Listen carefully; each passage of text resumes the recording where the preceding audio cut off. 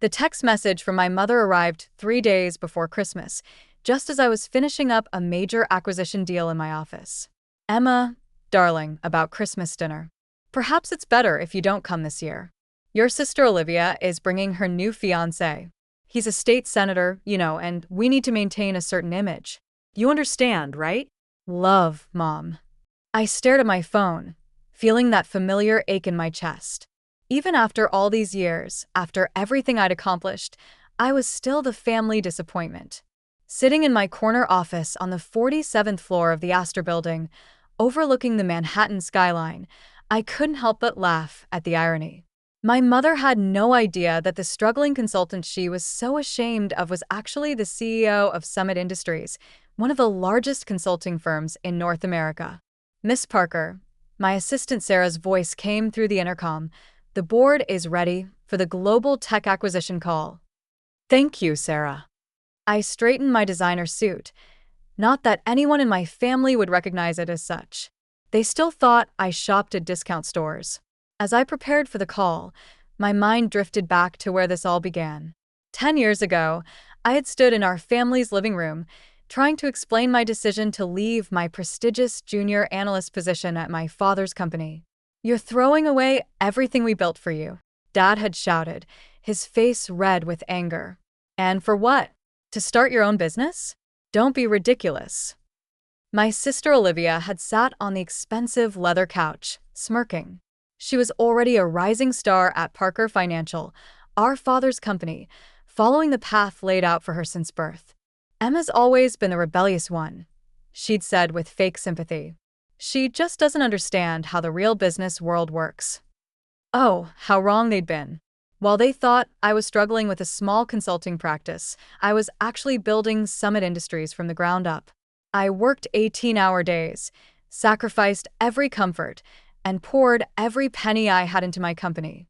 Now, Summit Industries was worth billions, though we operated so quietly that most people had no idea who owned us, including my family, including Parker Financial.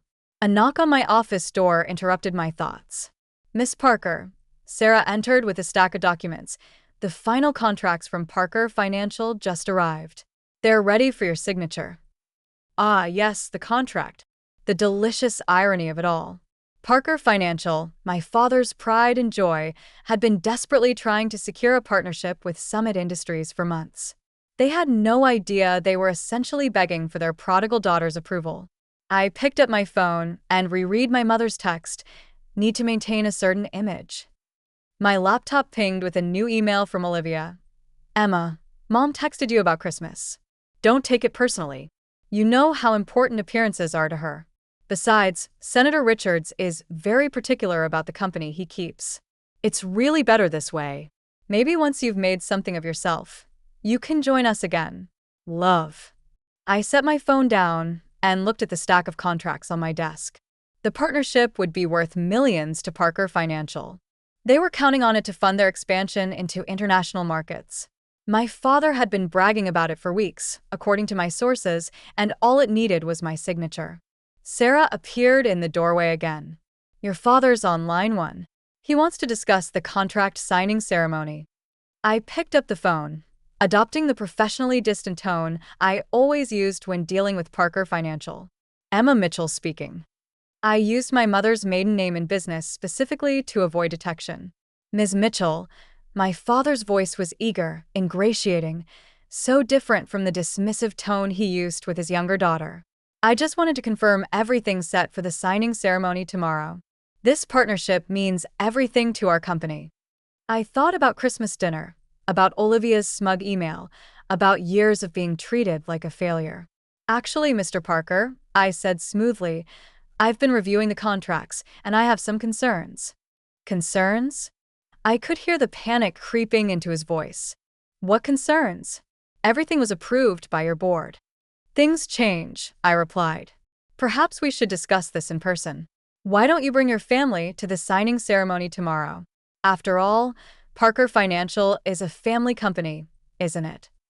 Yes. Yes, of course. I'll bring everyone. My wife, my daughter Olivia. All your daughters. I corrected him firmly. Oh, his voice dimmed slightly. Well, Emma's not really involved in the business. All your daughters, Mr. Parker, I repeated, or there will be no signing ceremony. After he agreed and hung up, I sat back in my chair, gazing out at the city lights. Tomorrow, my family would walk into my office expecting to meet the mysterious CEO of Summit Industries. Instead, they would come face to face with their greatest disappointment. Sarah appeared one last time. Shall I prepare the conference room for tomorrow's event? I smiled, fingering the contract papers on my desk. Yes, and Sarah, make sure the photographers are ready. I want to capture every moment when they realize exactly who they've been dealing with. As night fell over Manhattan, I stayed in my office, planning every detail of tomorrow's revelation. My family wanted to maintain a certain image. Well, they were about to learn what real success looked like, and Christmas dinner would never be the same again. The morning of the contract signing, I arrived at the office 2 hours early. The conference room on the 47th floor had been meticulously prepared, fresh flowers arranged on gleaming mahogany tables, elegant place cards marking each seat, floor-to-ceiling windows offering a stunning view of Manhattan's skyline.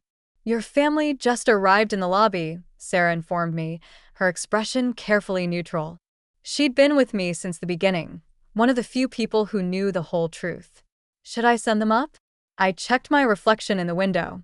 Gone was the deliberately understated clothing I wore around my family. Today, I wore a crisp Armani suit, Louboutin heels, and my grandmother's vintage Cartier watch, the only inheritance she'd left me, along with her belief in my potential. No, I replied, smoothing my jacket. Have them wait. I want to make an entrance. 20 minutes later, I stood in my private elevator, watching the floor numbers tick upward. My phone buzzed. Another text from my mother. Emma, where are you? Your father says it's crucial you attend this meeting. Don't embarrass us by being late. I smiled, slipping the phone back into my pocket as the elevator doors opened. Through the glass walls of the conference room, I could see them all, my father pacing nervously, my mother fixing Olivia's already perfect hair, and my sister preening in her reflection, probably rehearsing her most ingratiating smile for the mysterious CEO. Senator Richards, Olivia's fiancé, sat examining the contract papers with an expression of barely concealed boredom. He'd never met me. Olivia had made sure of that, but he was about to. I nodded to Sarah, who opened the conference room doors. Ladies and gentlemen, she announced, Miss Emma Mitchell, CEO of Summit Industries. The silence that followed was absolute. I could hear the soft hum of the air conditioning as I walked into the room, my heels clicking deliberately against the marble floor. My mother's champagne glass slipped from her fingers, shattering on the polished table. My father's face had gone from red to white in seconds. But it was Olivia's expression that I would remember forever. Pure, unadulterated shock as her carefully constructed world of superiority crumbled around her. Hello, family, I said calmly, taking my seat at the head of the table. Shall we begin? This is impossible, my father stammered.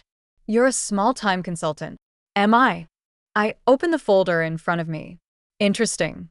Because according to these documents, I'm the CEO of the company you've been desperately trying to partner with for the past 6 months. The senator cleared his throat, looking between me and his shell-shocked fiancé. I'm sorry. What exactly is happening here? Oh, forgive my sister's rudeness. I smiled sweetly at Olivia. She should have introduced us at Christmas dinner. But wait, I wasn't invited, was I? Something about maintaining a certain image. My mother found her voice. Emma, darling, there's been a terrible misunderstanding. Has there? I cut her off, my voice sharp. Let's review, shall we? I pressed a button on the conference table, and the wall screen lit up with a series of emails and text messages. Here's you telling me I'm not successful enough to attend family gatherings. Here's Olivia suggesting I'm an embarrassment to the family name. And here, I paused for effect, is Dad practically begging for this partnership, completely unaware he was negotiating with his disappointing younger daughter. The silence in the room was deafening. Sarah quietly distributed copies of the contract, or rather, what remained of it. My father flipped through the pages frantically. These aren't the same terms we discussed. No, I agreed pleasantly. They're not. You see, I've had time to reconsider this partnership. In fact, I've had years to consider exactly how I wanted this moment to play out. Olivia, finally finding her voice, leaned forward. You can't do this. Daddy's been planning this expansion for months. The board is counting on it. I turned to her, letting my smile fade. You mean like how I counted on my family's support when I was building my company from nothing? Like how I counted on being treated with basic respect at family gatherings? That was different. My mother protested weakly. We were just trying to protect you from disappointment. No, I cut her off. You were protecting your image, your precious social standing. Well, congratulations. You've succeeded in creating exactly the image you wanted. The whole business world will know exactly who the Parkers are after today. I stood up, smoothing my jacket. The partnership deal is off. Summit Industries will be acquiring Global Tech directly, which, as I'm sure Dad has realized by now, will effectively block Parker Financial from expanding into the international market. My father slumped in his chair, the full implications hitting him. Without this partnership, without the expansion it would have funded, Parker Financial would remain exactly what it was, a mid-sized regional firm, forever in the shadow of Summit Industries. You can't do this, he whispered. We're family. I paused at the door, turning back one last time. Family? That's interesting, because according to the text messages I received yesterday, I'm not successful enough to be part of this family. I wonder. I pretended to think for a moment. Will I be successful enough for Christmas dinner now? The silence that followed me out was deafening. Through the glass walls, I could see my mother dabbing at her eyes with an expensive handkerchief, my father staring blankly at the contract papers, and Olivia, perfect, successful Olivia, slumped in her chair, her carefully constructed world lying in pieces around her. Sarah fell into step beside me as I walked back to my office. That was quite a show, she said quietly. Are you okay? I looked down at my phone, where another desperate text from my mother was flashing. Cancel the Christmas dinner, I replied, a small smile playing at my lips. I have other plans. The true fallout was just beginning, and I had a feeling the holidays were about to get very interesting indeed.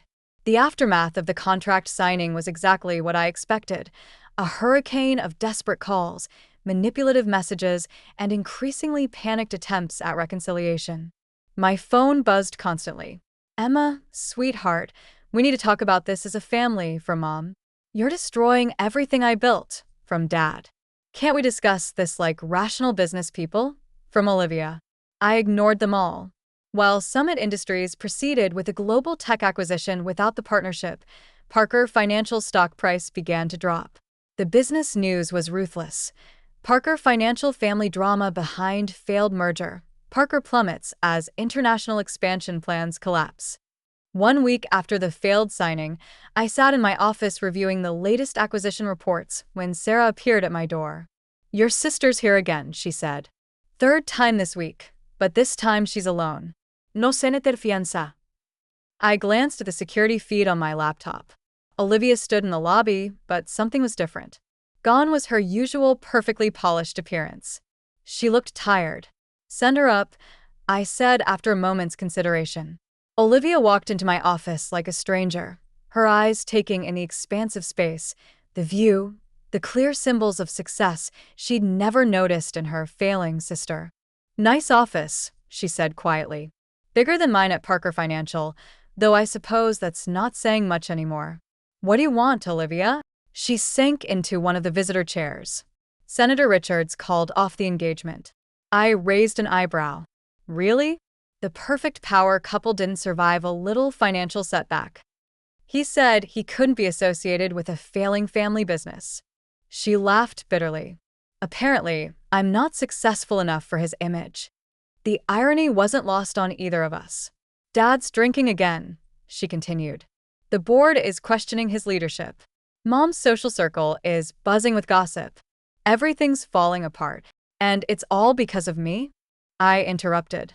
No, Olivia. It's falling apart because it was built on appearances rather than substance, just like your engagement. She flinched. I deserved that. You deserved a lot more than that. I leaned forward. Do you know what it was like watching you all celebrate each other's successes while treating me like a failure? Having mom plan elaborate parties for your promotions while she couldn't even remember what my company was called. We thought you were struggling. You never asked. I stood up, anger finally breaking through my carefully maintained composure. Not once in 10 years did any of you actually ask about my work. You were too busy looking down on me to notice. I had surpassed all of you. Tears slipped down Olivia's cheeks, real ones this time, not the calculated drops she usually produced for effect. I was horrible to you. Yes, you were. Can you ever forgive me? I studied her for a long moment. Forgiveness isn't the issue, Olivia. Trust is, and trust has to be earned. Just then, my office door burst open. My parents rushed in, ignoring Sarah's protests. Emma, my father's voice boomed, though it lacked its usual authority. This has gone far enough. You've made your point. Have I? I remained seated, watching them. At what point would that be? That you're successful, my mother said quickly. That we were wrong about you. We understand now, darling. You can stop punishing us. I laughed, but there was no humor in it.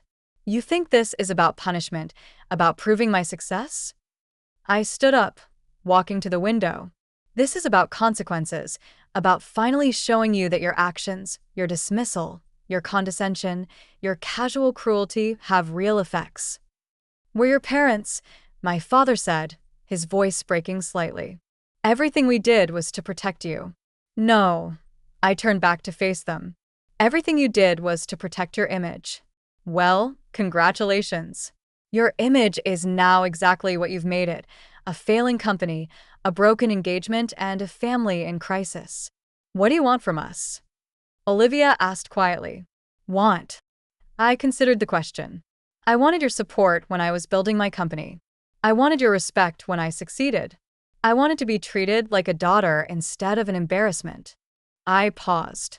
But now? I don't want anything from you. My mother began to cry, but I'd seen too many of her performances to be moved. Please, Emma, it's almost Christmas. Yes, Christmas. I smiled coldly. The dinner I wasn't successful enough to attend. Tell me, do you still need to maintain a certain image for the senator? Or has that requirement changed now that he's abandoned ship? My father stepped forward. Name your price. Whatever you want, board seats, shares in Parker Financial. You still don't get it, do you? I shook my head. I don't want anything you have. Summit Industries is worth more than Parker Financial could ever be. What I wanted was a family who valued me for who I am, not what I could offer them. I pressed a button on my desk, and Sarah appeared instantly. Please show them out and have security update the no-entry list. Emma, please. My mother tried one last time. We can fix this. No, Mum. You can't fix 10 years of dismissal and disrespect with one tearful apology. Actions have consequences. Consider this your lesson in real business. After they left, I sat in my office as darkness fell over the city. My phone buzzed with a message, not from my family this time, but from my grandmother's old friend Margaret, who had supported me when I was first starting Summit Industries. Heard about what happened with your family. Your grandmother would be proud. Christmas dinner at my place this year? I smiled, feeling a weight lift from my shoulders. Sometimes family isn't about blood. It's about who believes in you when no one else does. The next morning, I called a board meeting at Summit Industries.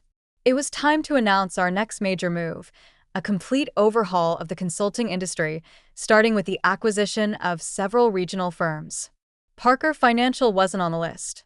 As I stood before my board outlining our expansion plans, I thought about my family's Christmas dinner happening without me. They would sit around their expensive table, picking at their perfect meal, trying to maintain their precious image. Meanwhile, I would be building something real, something lasting, not just a successful company, but a life where I never had to pretend to be less than I am. A week later, a small package arrived at my office. Inside was my grandmother's old business card holder with a note from Margaret. She always said you'd outshine them all. Looks like she was right. I placed the card holder on my desk, a reminder that success isn't about who accepts you at your peak, but who believed in you from the beginning. My family had wanted to maintain a certain image. Well, they got their wish, just not the image they'd hoped for. And me? I finally had exactly the image I'd earned: successful, powerful, and completely free from their expectations. The next time someone asked about my family, I simply smiled and said, I have a company to run. Because in the end, that was worth more than any Christmas dinner they could offer.